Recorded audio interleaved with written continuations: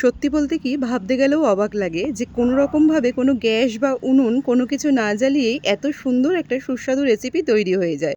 একদম ধোয়া ওঠা গরম ভাতের প্রথম পাতে এই রকম ধরনের একটা মানকচু বাটার রেসিপি থাকলে আর অন্য কোনো রেসিপি দরকার আছে বলে আমার অন্তত মনে হয় না। সুন্দর একটা রেসিপি তৈরি হয়ে যাবে কোনো রকমভাবে গ্যাস বা উনুনের সাহায্য না নিয়েই, শুধুমাত্র শিলপাটার মাধ্যমে। তবে এই ধরনের মানকচি খাওয়ার একটাই শর্ত হতে পারে, সেটা হলো ভালো মানের একটা কচু। ভালো মানের কচু কিন্তু এক্ষেত্রে হতেই হবে। তো যাই হোক, এইখানে কচুটাকে ধুয়ে আগে পরিষ্কার করে নিয়েছিলাম, তারপরে একটু চওড়া চওড়া করে পিঠের দিক দিয়ে ফেলে এটাকে একটু ঝিরিঝিরি করে কেটে নিচ্ছি। আর উপকরণ তো একেবারেই সামান্য, একটু সর্ষে, কাঁচা লঙ্কা আর অল্প একটু নারকেল। ব্যাস, এবার একে একে সব কিছুকে একটু ভালো করে আগে বেটে নেব। এই একই কাজ কিন্তু মিক্সার গ্রাইন্ডারে দিয়ে খুব সহজেই করে নেওয়া যায়।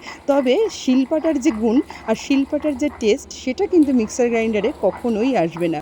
এর সর্বাধিক টেস্ট পাওয়ার জন্য আপনাকে শিলপাটার ব্যবহার কিন্তু অবশ্যই করতে হবে। সবার প্রথমে একদম নারকেলটাকে খুব মিহি করে বেটে নিচ্ছি।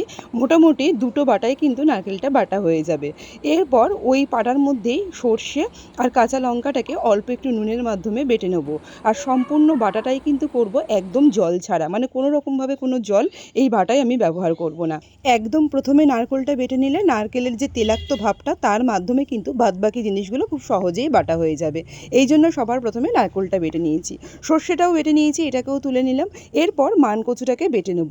মানকচুটা বেটে নেওয়ার ক্ষেত্রে একটু কথা বলি, যদি মানকচুটাকে গ্রেট করে নেওয়া যায় তাহলে কিন্তু খুব তাড়াতাড়ি এটা সুন্দরভাবে বাটা হয়ে যাবে। তবে গ্রেট করতে যে সময় লাগবে সেই হিসাবে অল্প অল্প ঝিরিঝিরি করে কেটে নিলেও কিন্তু একই সময় লাগবে।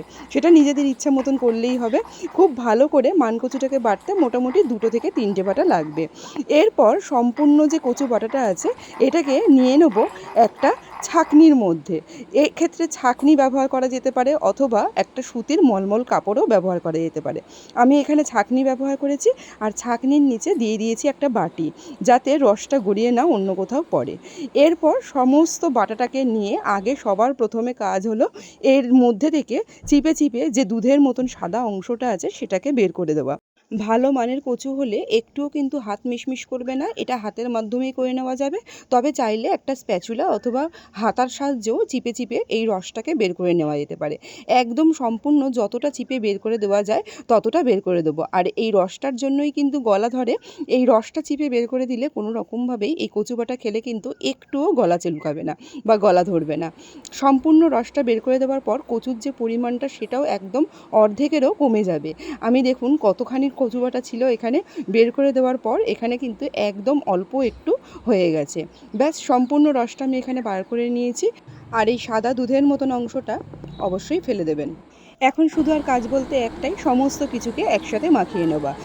নারকেল বাটাটা, কচু বাটাটা সব একসাথে নিয়ে নিচ্ছি, সেই সাথে সর্ষে বাটাটাও দিয়ে দিলাম। আর সেই সাথে এখানে দিয়ে দেবো একটু পরিমাণ মতন কাঁচা সর্ষের তেল। কাঁচা সর্ষের তেলটা একটু পরিমাণে বেশি হলে খেতে বেশ ভালোই লাগে। সর্ষেটা বাটার সময়তেই আগে একটু নুন দিয়ে দিয়েছিলাম, তাই এখনই প্রথমে একদম নুন দিচ্ছি না। আগে সব কিছু মাখিয়ে নিয়ে একটু ফেলে নিলাম মুখের মধ্যে, দেখলাম যে কতখানি নুন লাগবে, সেই অনুপাতে পরে আরেকটু নুন আর আরেকটু সর্ষের তেল এর মধ্যে অ্যাড করে দিয়েছি। আর এই অবস্থায় কিন্তু এটাকে চেক করতে কোনো রকমভাবে কোনো ভয় পাওয়ার কোনো কারণই নেই, কারণ এই দুধের মতন যে অংশটা ফেলে দেওয়া হয়েছে তাতে কিন্তু ভালো মানের কচু হলে কোনো রকমভাবেই আর কিন্তু গলা ধরার বা গাল চুলকানোর কোনো ব্যাপার থাকবে না। তো এখানে আমার কচু বাটা একদম তৈরি। এবার শুধু দরকার অল্প একটু গরম ভাত। কচু বাটা তো আমরা অনেক রকমভাবেই খাই, তবে এই রকমভাবে কাঁচা কচু বাটা কে কে খেয়েছেন আমাকে কিন্তু অবশ্যই জানাতে ভুলবেন না। আর আজকের রেসিপি আর ভিডিও কেমন লাগলো সেটাও জানাবেন। রেসিপি আর ভিডিও যদি ফেসবুক পেজ থেকে দেখে থাকেন, পেজটা একটু ফলো করে নেওয়ার অনুরোধ রইল। আর যদি ইউটিউব চ্যানেল থেকে দেখে থাকেন তাহলে চ্যানেলটা একটু সাবস্ক্রাইব করে নেওয়ার অনুরোধ রইল। দেখা হচ্ছে পরের কোনো ভিডিও নিয়ে। ধন্যবাদ।